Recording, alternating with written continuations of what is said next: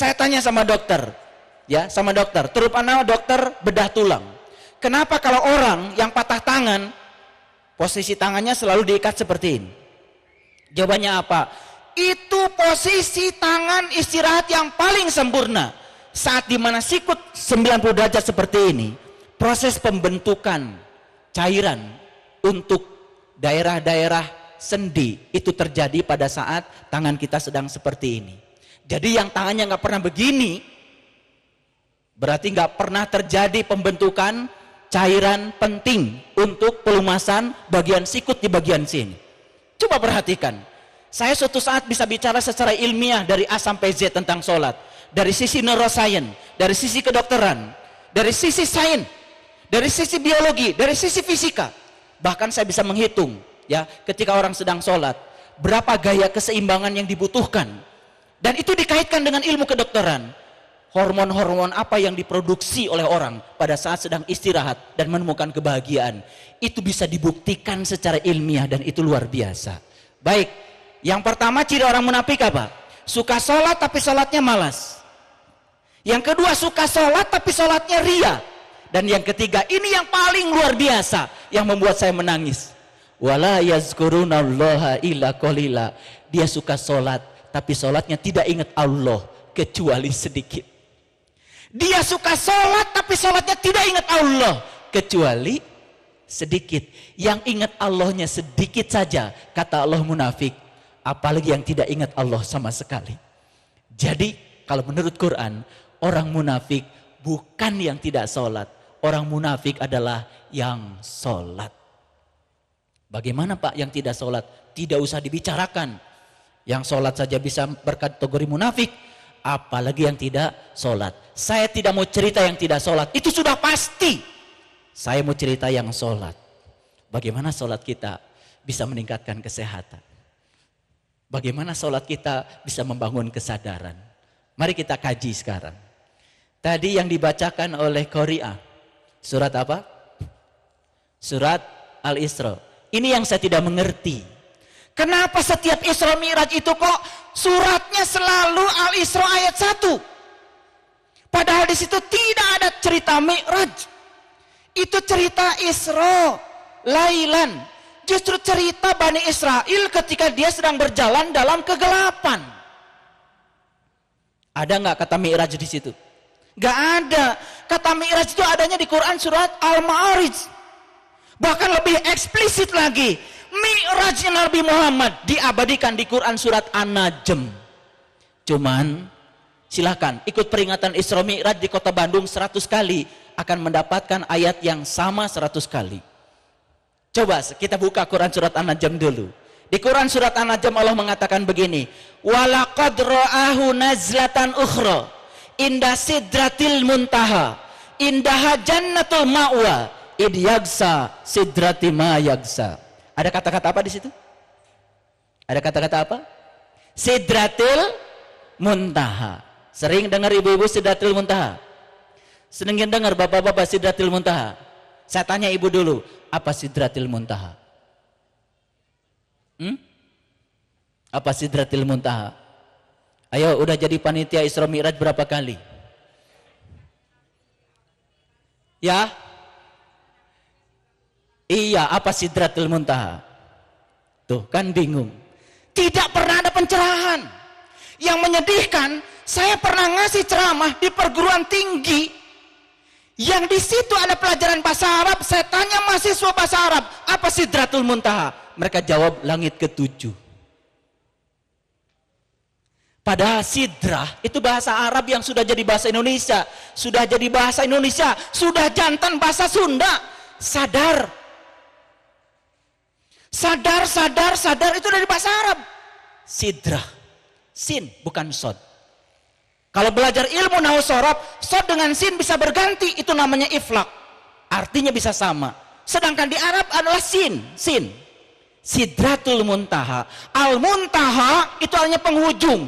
Al-muntaha artinya puncak. Jadi sidratul muntaha artinya puncak kesadaran. Bukan suatu tempat di sana. Di mana langit? Secara fisik tidak ada yang namanya langit. Kalau di Quran ada kata-kata langit, pasti cerita tentang lapisan-lapisan kesadaran. Makanya Allah menciptakan 7 lapis langit, artinya menciptakan 7 lapis kesadaran. Jadi kesadaran yang paling puncak namanya Sidratul Muntaha, puncaknya kesadaran. Sampai Sidratul Muntaha Rasulullah mengalami evolusi 8 lapis kesadaran. Makanya di dalam kitab Gaiti karya Imam Al-Dardiri, di situ dikatakan, di langit yang pertama Nabi Muhammad bertemu dengan Nabi Adam. Di langit yang kedua bertemu dengan Nabi Yahya. Di langit yang ketiga bertemu dengan Nabi Yusuf. Di langit yang keempat bertemu dengan Nabi Idris. Di langit yang kelima bertemu dengan Nabi Harun. Di langit yang keenam bertemu Nabi Musa. Di langit yang ketujuh bertemu dengan Nabi Ibrahim. Di langit yang kedelapan itu yang disebut dengan Sidratul Muntaha. Tapi langit bukan ruang fisik. Kalau Allah ditemui di atas sana, berarti Allah itu menempati ruang. Itu keliru pemahaman. Dia adalah zat yang laisa kamitslihi syai'un, tidak terkungkung oleh konsep ruang dan waktu. Ada beberapa teman pulang dari Jerman, dia dokter fisika. Dia bilang sama saya, Ustadz, boleh nggak saya berdiskusi dengan Anda untuk membicarakan tentang Isra Mi'raj Nabi dari tinjauan fisika? Sampai mati saya bilang, Anda mau sekolah sampai S7 pun tidak akan pernah bisa membahas. Karena apa? Isra Mi'rajnya Nabi tidak bisa dibahas dengan intelektual, hanya dibahas dengan kecerdasan spiritual. Tapi kalau Anda mau mengerti Isra Mi'raj, berguru sama saya akan ajak Anda untuk membuktikan kebenaran itu. Allah bersama Anda lebih dekat daripada urat leher Anda. Itu jangan cuman isapan jempol, harus dibuktikan. Agama itu harus nyata, bukan hanya cerita. Baik ibu bapak, di hadapan ibu bapak ada air, betul? Orang Sunda bilangnya apa? Cai. Orang Jawa bilangnya banyu. Orang Padang bilangnya aye. Orang Inggris bilangnya water. Menyebutnya beda-beda, yang disebut sama. Kita tidak akan pernah merasakan air dari sebutan air. Setuju? Setuju? Kita tidak akan pernah merasakan air dari sebutan air. Setuju? Ayo, mau minum air memangnya nyebut air. Ambil tasbih, air, air, air. Jadi minum air. Tidak akan sukses meminum air dari sebutan air. Yang kedua, tidak akan sukses merasakan air dari tulisan AIR. Itu cuma tulisan. Kita pun tidak akan sukses merasakan Allah dari sebutan Allah. Dan kita tidak akan merasakan Allah dari tulisan alif lam lam ha. Eta sanes Allah, eta tulisan Allah. Allah ketika ditanya, ya Allah siapakah engkau? Allah menjawab, Allahu la ilaha illa huwal hayyul qayyum la takhudhuhu sinnatu wala naum. Allah di manakah engkau? Allah menjawab, aku meliputi timur dan barat. Kemanapun kau memalingkan wajahmu, di situ kau dapati aku. Aku bersamamu, lebih dekat kepadamu daripada urat lehermu. Aku meliputi segala manusia. Kalau kita sudah membuktikan bahwa Allah meliputi segala manusia, meliputi saya, meliputi ibu dan bapak sekalian, bisakah kita menyakiti orang lain? Bisakah kita merendahkan orang lain? Bisakah kita membunuh orang lain?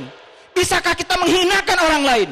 Yang lebih menyedihkan, banyak orang menyakiti orang lain atas nama Allah, atas nama Tuhan. Tuhan mana yang sedang dia panggil? Subhanallah. Bahkan kita sering menghina Allah. Cenah Allah mah bakal masihan nanaon ka urang lamun urang nyembah Allah. Allah teu moal masihan nanaon ka urang lamun urang teu nyembah Allah. Padahal yang punya sifat seperti itu kan kita. Betul nggak? Kalau orang baik sama kita, kita baik sama dia. Kalau dia tidak baik sama kita, kita tidak baik sama dia. Sifat siapa, Bu? Kan sifat manusia. Allah disifati sifat manusia. Apa itu bukan penghinaan pada Allah? Allah Maha Rahman, Maha Rahim. Badai nyembah, badai teu nyembah ge Allah masihan we ka urang. Laras Ibu. Da sifat welas asih. Makanya kata Allah, wa ahsin kama ahsanallahu ilaika. Berbuat baiklah kamu seperti aku berbuat baik kepadamu.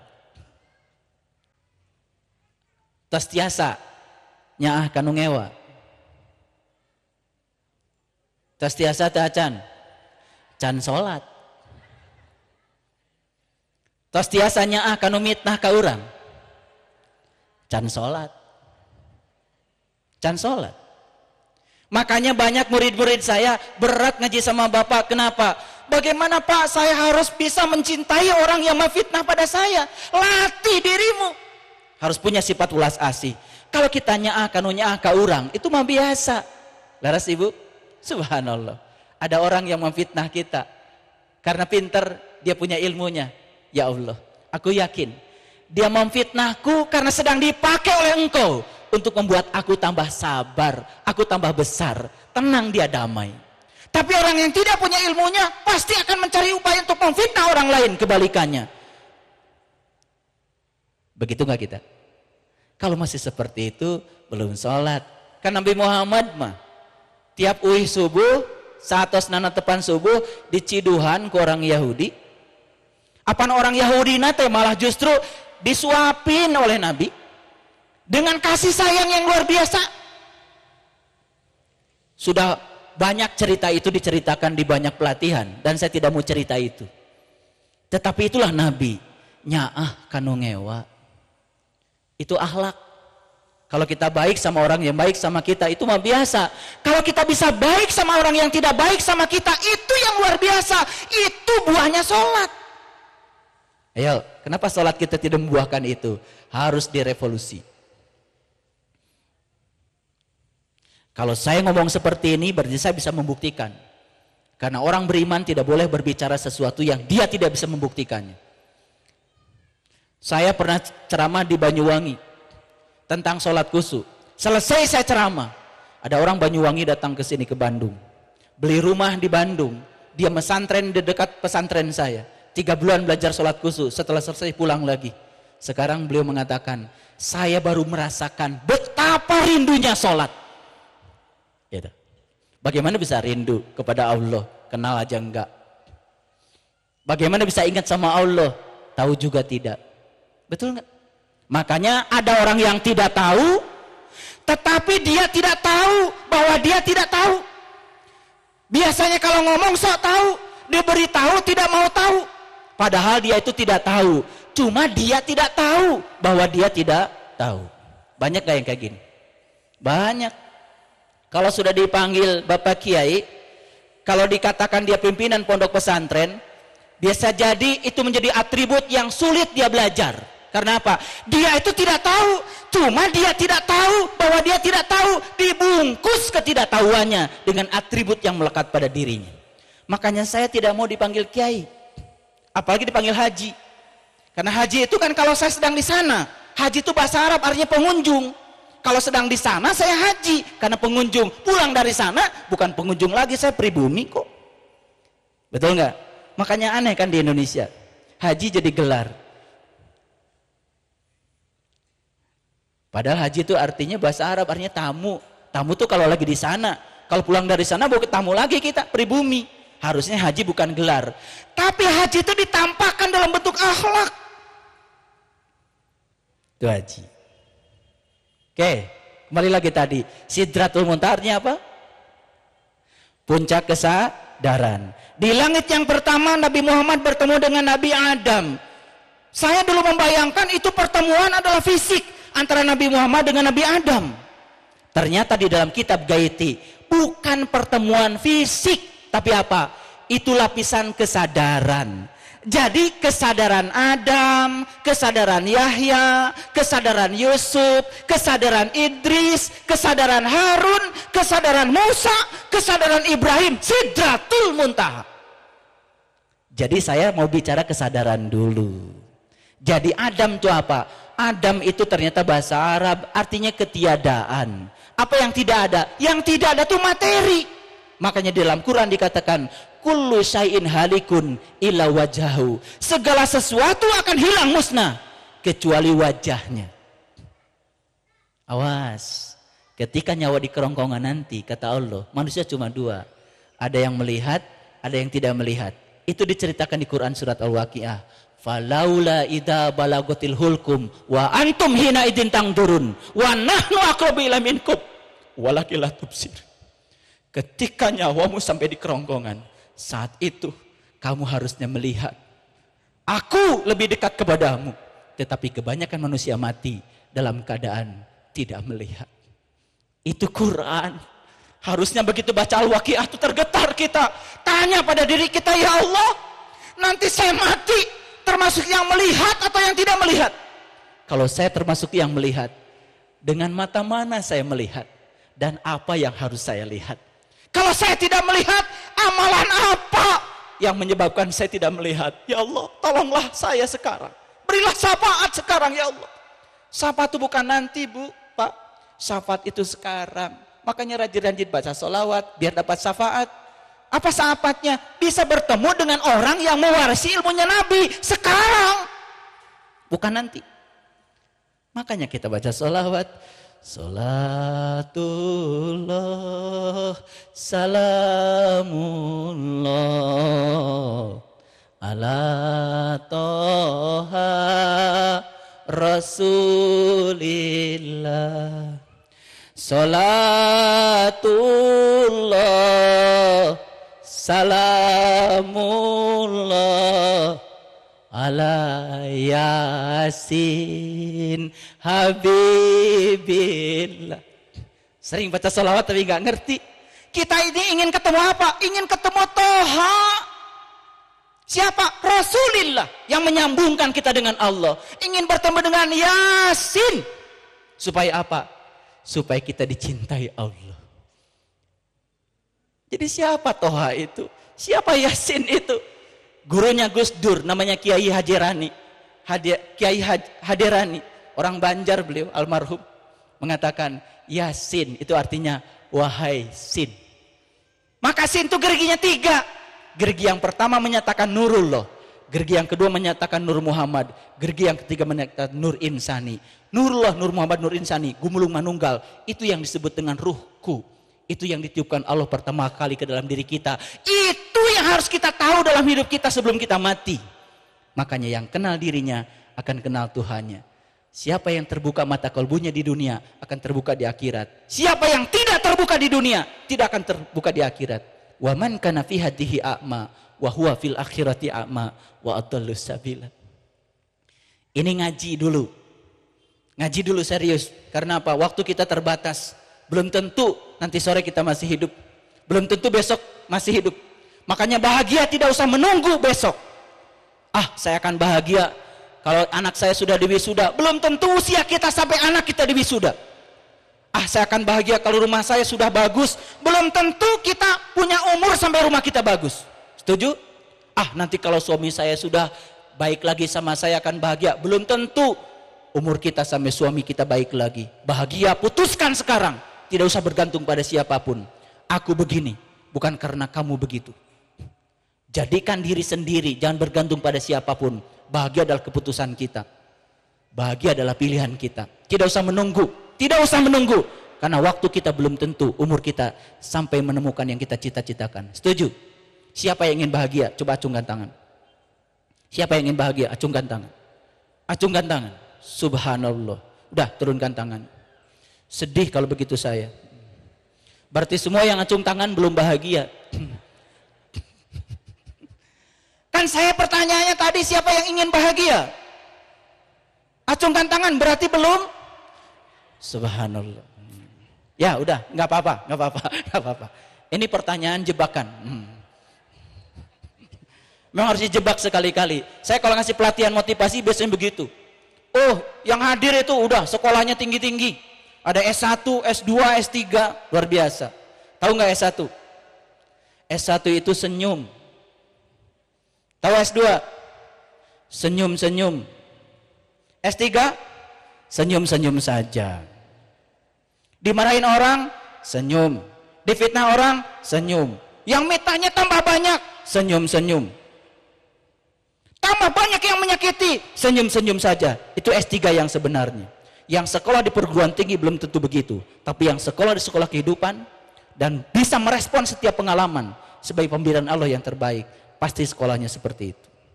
Makanya kalau di perguruan tinggi sekolah gampang, sampai S3 pun gampang, ujiannya diberitahu, betul nggak? Materi ujiannya diberitahu, waktunya diberitahu, betul? Pengujinya diberitahu. Sekolah kehidupan, waktu tidak diberitahu, soal ujiannya tidak diberitahu, betul? Seberapa besar kesulitannya tidak diberitahu, tapi kita diminta siap untuk selalu menghadapi ujian dalam kehidupan. Itu sekolah yang sebenarnya.